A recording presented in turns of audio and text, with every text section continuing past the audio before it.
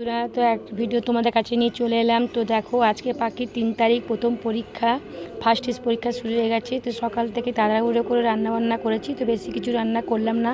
ভাত, ডাল, পটল ভাজা, বেগুন ভাজা, আমের চাটনি, এই কটাই রান্না করলাম।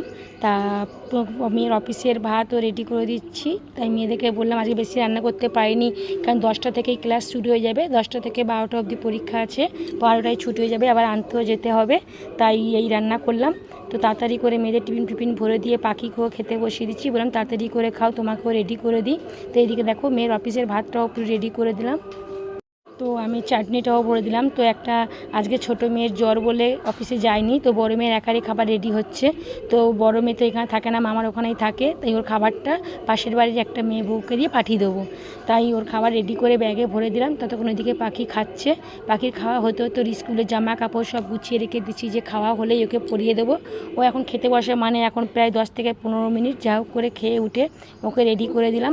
তো দেখো পাশের বাড়ি ওর মেসোও চলে এসছে ওর সঙ্গে লাগার জন্য, পরীক্ষা দিতে যাচ্ছে, তাই ওকে একটু আদর করতে এসছে।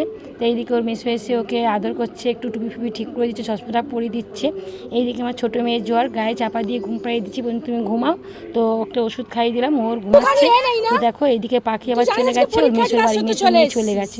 আমি এদিকে খুঁজে যাচ্ছি। সব থেকে ঠিক হবে।